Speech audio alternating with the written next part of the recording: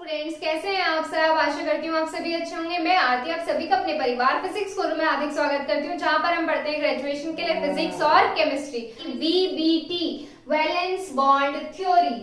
तो आज हमारी सबसे इंपॉर्टेंट थ्योरी है वीबीटी। वीबीटी क्या होती है? वैलेंस बॉन्ड थ्योरी, जिसमें हम डिस्कस करेंगे किसके बारे में डिस्कस करेंगे, वीबीटी हमें किसके बारे में इंफॉर्मेशन प्रोवाइड कराती है और इनसे हम क्या फाइंड कर सकते हैं। तो सबसे पहले बात करेंगे वीबीटी होती क्या है। Valence bond theory.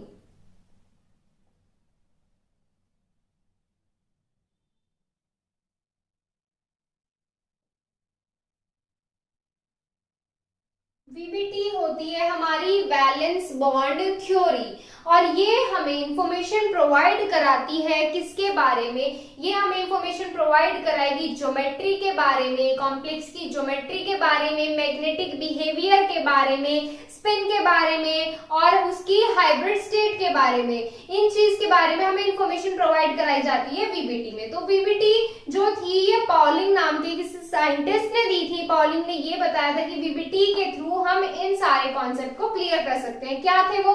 कि हमारे कॉम्प्लेक्स की ज्योमेट्री कैसी होती है, मैग्नेटिक बिहेवियर कैसा होता है, स्पिन कैसा होता है, ये सब चीजें हम वीबीटी में फाइंड करते हैं। तो इसमें हमारे कुछ पॉइंट्स है, कुछ पॉइंट्स में हमारी डिवाइड की गई है वैलेंस बॉन्ड थ्योरी, जिसमें हमारे पॉइंट्स जो हैं वो ये बताते हैं कि कॉम्प्लेक्स में स्ट्रक्चर किस तरीके से बननी है, मैग्नेटिक बिहेवियर कैसे फाइंड कर सकते हैं आप, स्पिन किस तरीके से फाइंड कर सकते हैं, strong field, weak field, ligand, ये सब हम वीबीटी में पढ़ने वाले हैं। जब हम इसके एग्जांपल्स देखेंगे, एग्जांपल्स में हम क्या देखेंगे? हमारे कॉम्प्लेक्स में जो हमारी ज्योमेट्री होगी, पहले कॉन्फ़िगरेशन करेंगे, फिर ज्योमेट्री फाइंड करेंगे, फिर ज्योमेट्री फाइंड करके फिर उसकी सारी प्रॉपर्टीज के बारे में लिखेंगे। तो चलिए स्टार्ट करते हैं हमारी वैलेंस बॉन्ड थ्योरी।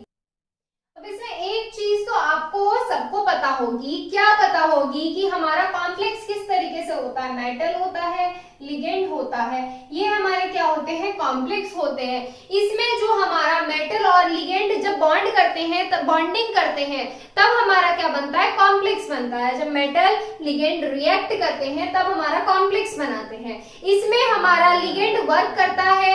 कैसे वर्क करता है? जैसे हमारा लिगेंड क्या करता है? इलेक्ट्रॉन्स को डोनेट करता है। इलेक्ट्रॉन्स को डोनेट करता है किसको? सेंट्रल मेटल को डोनेट करता है।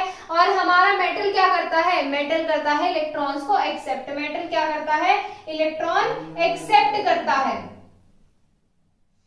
जब हमारा सेंट्रल मेटल चारों तरफ से लिगेंड से अटैच्ड होता है, जब हमारा सेंट्रल मेटल चारों तरफ से लिगेंड से अटैच्ड होता है, तब हमारा मेटल इलेक्ट्रॉन पेयर एक्सेप्ट करता है लिगेंड से। किससे एक्सेप्ट करता है? लिगेंड से। और जब इलेक्ट्रॉन पेयर एक्सेप्ट करता है तो हमारा लुईस एसिड की तरह वर्क करता है। एक्सेप्ट करने वाला कैसे वर्क करता है? लुईस एसिड की तरह। और इसी के जस्ट अपोजिट जो हमारा लिगेंड होते हैं, जो हमारे लिगेंड्स होते हैं, इलेक्ट्रॉन पेयर सेंट्रल मेटल को डोनेट करके हमारा लुईस बेस की तरह वर्क करते हैं। किसकी तरह वर्क करते हैं? लुईस बेस की तरह। तो फर्स्ट में हमारे 2 पॉइंट्स यही होने वाले हैं। क्या होंगे हमारे पॉइंट्स? कि हमारा किस तरीके से वर्क करता है एसिड और बेस, मतलब मेटल और लिगेंड। तो इसमें हम लिखेंगे, इसमें फर्स्ट पॉइंट हमारा क्या हो जाएगा? फर्स्ट, ये वीबीटी जो है हमारी काफी लेंथी टॉपिक है ये, तो इसमें हमारे रूल्स भी काफी ज्यादा है और इसके एग्जांपल्स भी काफी लेंथी है। तो इसमें जो ये प्रोसेस है पूरा, क्या हमें पूरी चीजें फाइंड करनी है जो कॉम्प्लेक्स की, इसमें ये प्रोसेस भी काफी लेंथी होता है। तो ये इसमें स्टार्ट करेंगे। चलिए first point, in complexes the central metal is attached by coordination bond। जो हमारा सेंट्रल मेटल होता है कोऑर्डिनेशन बॉन्ड से अटैच होता है। लिगेंड और मेटल के बीच में कोऑर्डिनेशन बॉन्ड होता है with a number of neutral or charge complex, with a number of neutral or charge complex। Metal जो होगा will accept electron pair, metal will accept electron pair, metal will accept electron pair from these molecules। In molecules से metal क्या करेगा? Electron pair accept करेगा and act as Lewis acid, और Lewis acid की तरह act करेगा and act as Lewis acid। अब बात करते हैं सेकेंड पॉइंट की। फर्स्ट पॉइंट क्या हो गया हमारा यहाँ से? कि लुईस एसिड की तरह वर्क करता है। कौन वर्क करता है? हमारा क्या वर्क करता है, मेटल लुईस एसिड की तरह। और सेकेंड पॉइंट क्या हो जाएगा, लुईस बेस की तरह वर्क करेगा। कौन वर्क करेगा लुईस बेस की तरह, लिगेंड। लुईस बेस की तरह वर्क कौन करेगा, लिगेंड वर्क करेगा।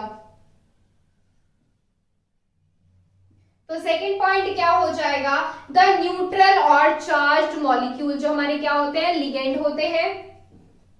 द न्यूट्रल और charge molecule will surrounded, the neutral or charged molecule will surrounded the central metal and donate electron pair to central metal. These molecules are ligand and they act as Lewis base तो हमारे Lewis base कौन हो जाते हैं, हमारे Lewis base हो जाते हैं लिगेंड। तो चलिए थर्ड पॉइंट की बात करें। थर्ड पॉइंट क्या हो जाएगा, देखो अब मेटल क्या कर रहा है, इलेक्ट्रॉन एक्सेप्ट कर रहा है। देखो बेस ने क्या किया, लिगेंड ने क्या किया, इलेक्ट्रॉन डोनेट किया। मेटल ने क्या कर रहा है, एक्सेप्ट कर रहा है। लिगेंड तो क्या करेगा, डोनेट तो उसे करना ही है। जब उसके पास एक्स्ट्रा है तो वो क्या करेगा, डोनेट करेगा ही। डोनेट तो इसने कर दिए, लेकिन ये एक्सेप्ट करने के लिए इसके पास फ्री स्पेस होना चाहिए। फ्री स्पेस होना चाहिए। जब हमारे मेटल के पास फ्री स्पेस होगा, यानी कि फ्री ऑर्बिटल होगा, तभी तो वो इलेक्ट्रॉन एक्सेप्ट कर पाएगा। अब आप हैं, आपके पास ऑलरेडी बहुत सारी बुक्स आपके बैग में रखी हुई हैं। दूसरे के पास क्या है, एक नोटबुक एक्स्ट्रा है जो वो मार्केट से न्यू परचेज करके लाया है। वो नोटबुक एक्स्ट्रा है, वो किसी को देगा ही, क्योंकि उसके बैग में स्पेस नहीं है। अगर आपके बैग में स्पेस है तभी आप उसको अपने साथ लेके जाएंगे, तभी उसको रख पाएंगे। अगर आपके पास स्पेस नहीं है तो आप उसको नहीं रख सकते। तो ऐसे ही हमारा क्या होता है, मेटल होता है। मेटल को इलेक्ट्रॉन पेयर एक्सेप्ट करने के लिए अपनी खाली जगह दिखानी पड़ती है कि मेरे पास स्पेस है, मैं इसको रख सकता हूं। तो यहाँ पर क्या होगा, मेटल को एम्प्टी ऑर्बिटल प्रोवाइड कराना होगा ताकि लिगेंड से वो इलेक्ट्रॉन पेयर एक्सेप्ट कर सके। तो थर्ड पॉइंट क्या हो जाएगा, in complex metal will provide empty orbital. In complex metal will provide empty orbitals. The number of empty orbitals should be equal to the coordination number of complex. अब ये इस line का मतलब क्या होता है, the number of empty orbitals should be equal to the coordination number of complex. इस line का मतलब क्या हो जाता है, देखिए हमारा क्या है, मेटल है, सेंटर पे क्या हो गया, मेटल हो गया, आसपास क्या हो गए, लिगेंड हो गए। लिगेंड क्या करेंगे, इलेक्ट्रॉन पेयर डोनेट करेंगे, हर साइड से डोनेट करेंगे। तो इसे हर एक इलेक्ट्रॉन पेयर एक्सेप्ट करने के लिए कुछ खाली जगह दिखानी पड़ेगी। जैसे आप अभी एग्जांपल बताया मैंने आपको नोटबुक का, और आपके साथ पढ़ने वाले स्टूडेंट का, क्लासमेट का क्या बताया कि जब दूसरा आपका जो क्लासमेट है वो क्या लेके आया, 2 नोटबुक लेके आया है, उसको तो 2 नोटबुक देनी है, तो आपको उसे 1 नोटबुक का स्पेस नहीं या 3 नोटबुक का स्पेस नहीं, उसे 2 नोटबुक का स्पेस दिखाना होगा कि मेरे बैग में इतनी जगह है, मैं इसको रख सकता हूँ, मैं इसको ले सकता हूँ। तो ऐसे ही हमारा क्या हो जाएगा, मेटल। तो इसका लाइन का मतलब समझ में आ गया, the empty orbital, the number of empty orbital should be equal to the coordination number of complex, should be equal to the coordination number of complex. तो ये चीज क्लियर है। थर्ड पॉइंट हो गया कि हमारा एम्प्टी ऑर्बिटल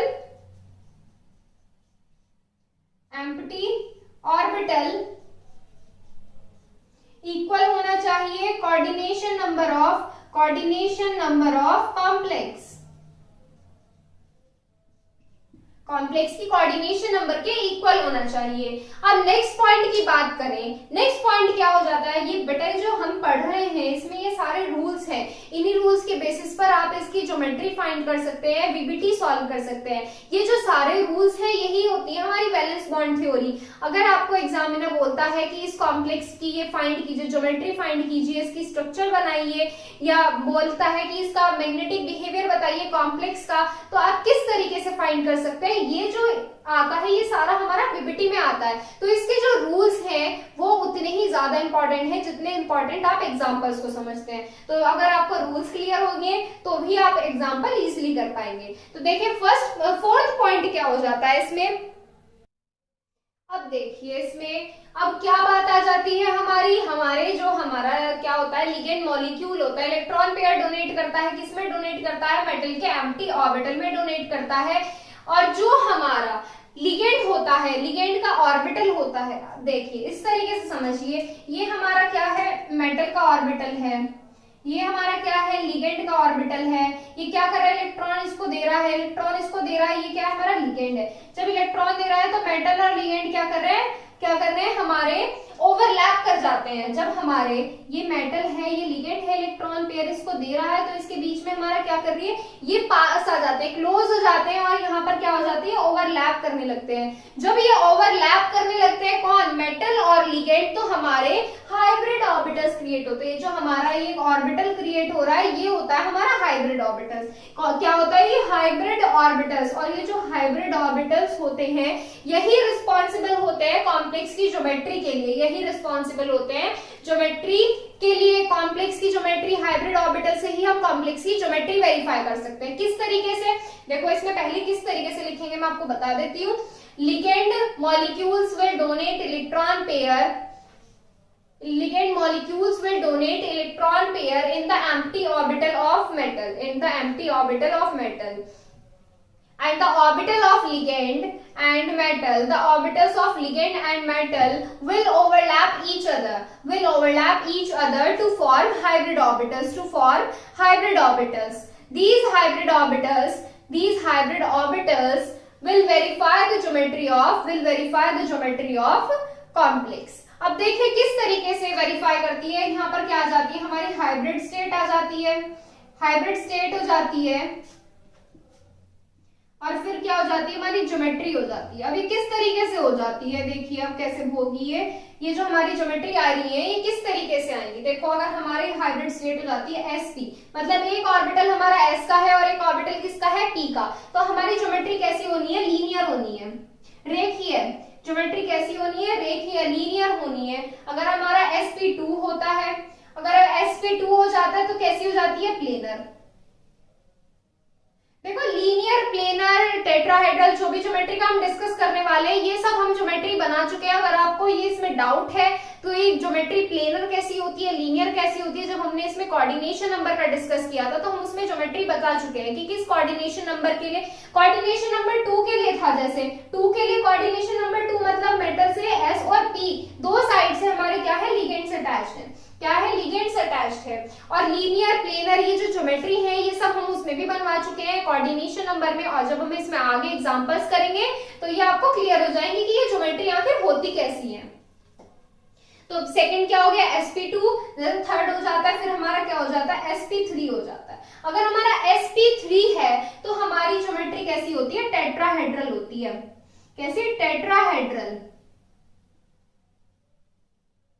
और अगर हमारा क्या हो जाए, अगर हमारा dsp2 हो जाए, dsp2 अगर हमारा हाइब्रिड स्टेट हो जाए, हाइब्रिड स्टेट किस तरीके से आएंगी ये भी हम सॉल्व करेंगे, फिलहाल बस रूल्स देख लीजिए। dsp2 अगर हो जाता है तो हमारी ज्योमेट्री हो जाती है स्क्वायर प्लेनर। ज्योमेट्री कैसी हो जाती है, स्क्वायर प्लेनर।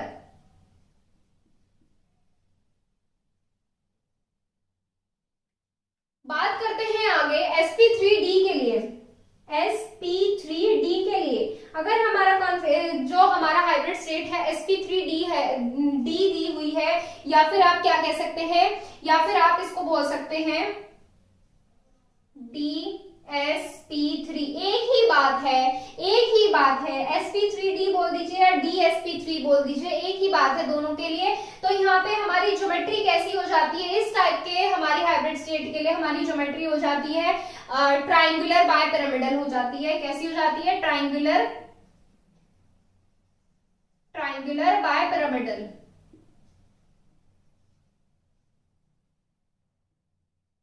ज्योमेट्री कैसी हो जाएगी इसके लिए, ट्राइंगुलर बायपिरामिडल हो जाएगी। और अगर हम और टाइप की बात करें, और टाइप कैसे हो जाता है हमारा, एक और हाइब्रिड स्टेट देखिए, ये जो हम ज्योमेट्रीज लिख रहे हैं मेनली हम इनके बारे में ही डिस्कस करने वाले हैं, मेनली जो डिस्कस करेंगे इनके बारे में ही करेंगे। देखिए इसमें नेक्स्ट क्या हो जाएगा, sp3d2, sp3d2 या d2sp3। इस टाइप के कॉम्प्लेक्स के लिए हमारी ज्योमेट्री हो जाती है ऑक्टाहेड्रल। कैसी हो जाती है? ऑक्टाहेड्रल। ऑक्टाहेड्रल या फिर हेक्सागोनल, या फिर कैसी हो जाती है? हेक्सागोनल। या फिर आप इसको क्या बोल सकते हैं? स्क्वायर बाय पिरामिडल भी बोल सकते हैं। क्या बोल सकते हैं? Square by pyramidal. क्या बोल सकते हैं? Square by pyramidal. मेन जो है आपका रूल्स इंपॉर्टेंट है। रूल्स अगर आपको आते हैं तो आप इसको इजीली सॉल्व कर सकते हैं। तो मेन क्या है हमारे यहाँ से? मेन है हमारे रूल्स। तो देखिए इसमें क्या हो जाती है? ये बात हो गई हमारी ज्योमेट्री की। क्या बात हो गई? यहाँ से ज्योमेट्री की बात हो गई। अब अगर इसमें आगे बात करें किसके लिए, अगर हम इसमें फिफ्थ पॉइंट की बात करें, फिफ्थ पॉइंट क्या हो जाता है हमारा? देखिए फिफ्थ पॉइंट हमारा ये हो जाता है हाइब्रिडाइजेशन के टाइम। हाइब्रिडाइजेशन के टाइम में जो हमारा डी सबशेल होता है वो किस तरीके से पार्टिसिपेट करता है? डी सबशेल अगर हमारा इनर पार्टिसिपेट करता है, मतलब हमारा इनर किस तरीके से?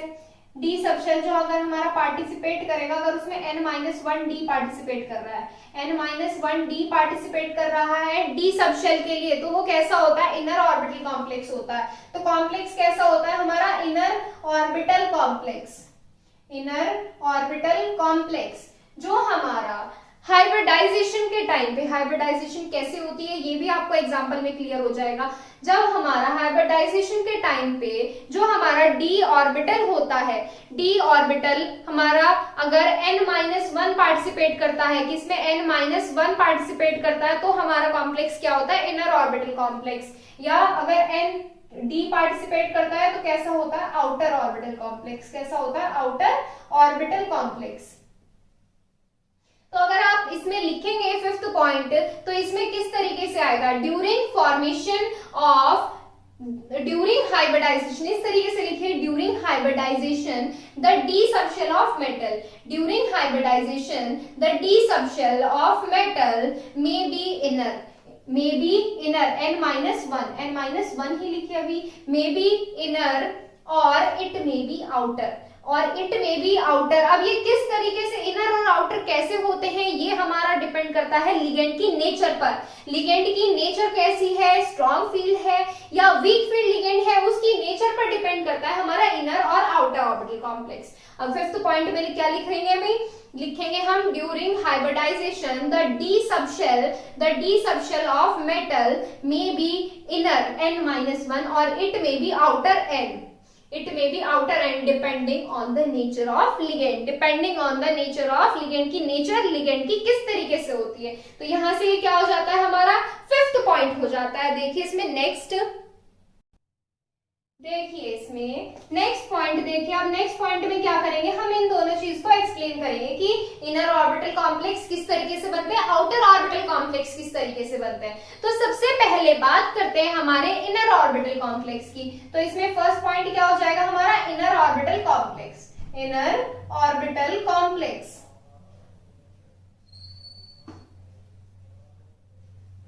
इनर ऑर्बिटल कॉम्प्लेक्स किस तरीके से बनते हैं? देखो अभी मैंने आपको बताया कि जब हमारा n-1 डी पार्टिसिपेट करता है हाइब्रिडाइजेशन में, n-1 डी पार्टिसिपेट करता है अगर हाइब्रिडाइजेशन में, तो जब हमारे जो कॉम्प्लेक्स बनते हैं, तो इस तरीके से जो हमारे कॉम्प्लेक्स बनते हैं उनको बोलते हैं हम इनर ऑर्बिटल कॉम्प्लेक्स। उनको क्या बोलते हैं?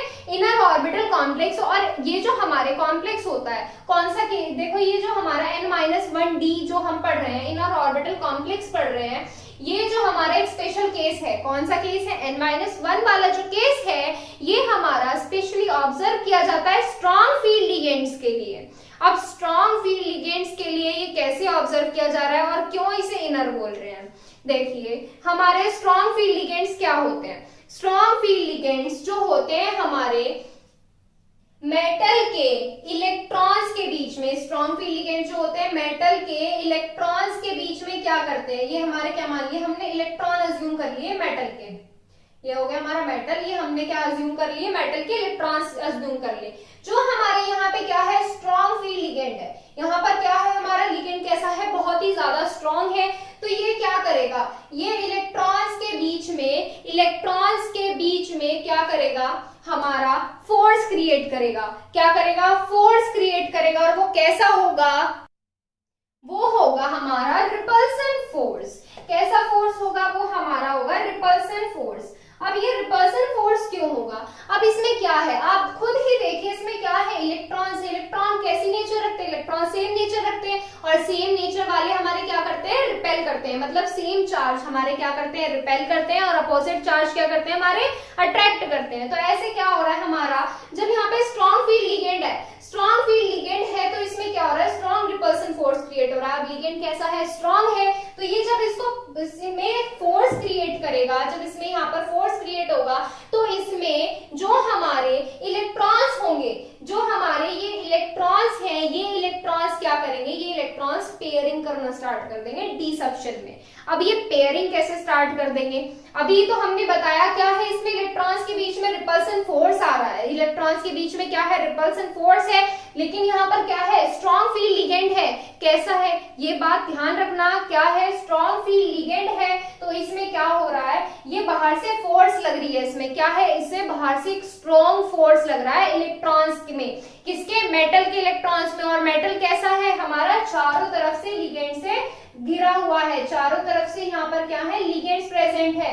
अब ये वाला अपनी अलग फोर्स लगा रहा है, ये वाला अपनी अलग फोर्स लगा रहा है, ये अलग लगाएगा और ये अलग लगाएगा। ये जो फोर्स लगा रहे हैं, तो यहाँ पर क्या होगा? इलेक्ट्रॉन्स पेयरिंग करना स्टार्ट कर देंगे। इलेक्ट्रॉन्स क्या करना स्टार्ट कर देंगे? पेयरिंग करना स्टार्ट कर देंगे। और जब हमारे इलेक्ट्रॉन्स पेयरिंग करना स्टार्ट कर देंगे, तब क्या होगा? तब इसमें क्या होगा? इसमें हमारे जब इलेक्ट्रॉन्स पेयरिंग स्टार्ट कर देंगे, देखिए इसमें तो क्या होगा? देखो हमारे क्या हो रहा है? डी ऑर्बिटल है। इस तरीके से देखिए, ये हमारा क्या है? डी सक्शन है। इसमें कितने हैं? 1 2 3 4 5 ऑर्बिटल्स हैं। 5 ऑर्बिटल्स प्रेजेंट है। अब इसमें क्या है? हमारे यहाँ पर इस तरीके से क्या प्रेजेंट है? इलेक्ट्रॉन्स प्रेजेंट है। यहाँ पर क्या रखा हमने? स्ट्रॉन्ग फील्ड लिगेंड रख दिया। यहाँ पर क्या रख दिया? स्ट्रॉन्ग फील्ड लिगेंड रख दिया। तो यहाँ पर क्या होगा? यहाँ पर इलेक्ट्रॉन्स क्या करेंगे? पेयरिंग स्टार्ट कर देंगे। क्या करेंगे? पेयरिंग स्टार्ट कर देंगे। इस तरीके से हमारे इलेक्ट्रॉन्स आ जाएंगे। अब देखिए इन्होंने क्या किया? पेयरिंग स्टार्ट कर दी। तो यहाँ पर क्या होगा? यहाँ पर हमारा खाली स्पेस रह गया डी ऑर्बिटल में। यहाँ पर क्या हो गया? डी सबशेल में वैकेंट स्पेस हो गया लिगेंड की हाइब्रिडाइजेशन के लिए, ताकि यहाँ पर क्या आ सके? लिगेंड प्रेजेंट हो सके, और ताकि हम इसका क्या फाइंड कर सकते हैं? इसकी हाइब्रिड स्टेट फाइंड कर सके। यहाँ से क्या फाइंड कर सकते? अब देखो ये डी ऑर्बिटल है, तो यहाँ पर कितने ऑर्बिटल्स खाली है? 3 है। तो यहाँ से क्या आ जाता है? D3। यहाँ से क्या आ जाता है? D3। अगर यहाँ पे है एक s ऑर्बिटल खाली है और एक p ऑर्बिटल खाली है इस तरीके से, तो यहाँ से क्या आ जाता है? sp_d3। sp_d3। इस तरीके से हम क्या फाइंड करते हैं? हाइब्रिड स्टेट फाइंड करते हैं। तो ये चीज क्लियर हो गई कि इनर ऑर्बिटल कॉम्प्लेक्स किस तरीके से वर्क करता है। अगर आप इसमें लिखेंगे तो कैसे लिखेंगे, हम आपको बता देते हैं। आप लिखेंगे इसमें किस तरीके से, इनर ऑर्बिटल कॉम्प्लेक्स के अंदर कैसे लिखा जाएगा इसमें? When n-1d participate in hybridization, when n-1d participate in hybridization, जो हमारी लैंग्वेज होती है, जो हमारी लैंग्वेज है, इसके जो आप नोट्स बना रहे हैं, बहुत इजी लैंग्वेज है। अगर आप इसको बाद में भी पढ़ेंगे ना, तो आपको बिल्कुल इजीली क्लियर होने वाली है सारी चीजें। इस चीज से आप बेफिक्र रहें बिल्कुल। तो चलिए लिखते हैं, when n-1d participate in hybridization, then such complexes are in a orbital complex. Then such complexes are in a orbital complex. It is observed in case of strong field ligand. It is observed in case of strong field ligand. और strong field ligand कैसे होते हैं? Strong field ligands like CO, CN, NH3, इस type के जो हमारे ligands होते हैं, ये कैसे होते हैं? स्ट्रॉन्ग फील्ड लिगेंड्स होते हैं। आगे लिखेंगे इसमें, these ligands will create strong repulsion force. These ligands will create strong repulsion force on the electrons of metal. On the electrons of metal. आगे लिखेंगे, so these ligands will pair up the electrons of So these ligands will pair up the electrons of d subshell of metal. Metal में ही तो d subshell present होता है, d subshell of metal, and inner d subshell has vacant space, and inner d subshell has vacant space for the hybridization with ligand, for the hybridization with ligand. तो यहाँ से क्या हो जाता है हमारा inner orbital complex. और strong field ligand का आप एग्जांपल भी दे सकते हैं, क्या किस टाइप के कॉम्प्लेक्स होते हैं, FeCN6 इस तरीके का आप एग्जांपल भी दे सकते हैं. इसमें चार्ज इस तरीके से हो जाएगा इसमें. तो यहाँ पर क्या है, ये हमारा इनर ऑर्बिटल कॉम्प्लेक्स का एग्जांपल है. लिगेंड कैसा है, स्ट्रॉन्ग फील्ड. अब इसमें सेकंड पॉइंट क्या हो जाता है, आउटर ऑर्बिटल कॉम्प्लेक्स. आउटर इसके जस्ट अपोजिट है, आउटर जस्ट अपोजिट है इसके. पहले इसमें लिखेंगे फिर आपको इजिली एक्सप्लेन हो जाएगा. लिखेंगे इसमें तो कैसे लिखेंगे, when n d subshell participate in hybridization. इसमें कौन करता था, n-1 पार्टिसिपेट करता था. आउटर के लिए कौन करेगा, n subshell पार्टिसिपेट करेगा. when n d subshell participate in hybridization, then such complexes are outer orbital complex. Then such complexes are outer orbital complex. In this case, yeah, it is observed in case of weak field ligand. It is observed in case of weak field ligand. और weak field ligand कैसे होते हैं हमारे, weak field ligands like हमारे क्या होते हैं, halogens हो जाते हैं. Halogens F minus Cl minus Br minus और क्या हो जाता है हमारा OH माइनस और एक क्या हो जाता है H2O. इस टाइप के जो हमारे लिगेंड्स होते हैं वीक फील्ड लिगेंड्स होते हैं. It is observed in case of weak field ligands like F minus Cl minus Br minus OH minus और H2O. ये टाइप के जो हमारे लिगेंड्स होते हैं ये वीक फील्ड लिगेंड्स होते हैं. अब हम बताएंगे ये लिगेंड्स क्या कर देते हैं. ये ligands, these ligands cannot create strong repulsion force on the electrons of metal. These ligands cannot create strong repulsion force on the electrons of metal. So they cannot pair up the d electrons of metal. So they cannot pair up the d electrons of metal. So inner d subshell don't have vacant space for the hybridization of ligand. So inner d subshell don't have vacant space for the hybridization with ligands. So in this case outer d subshell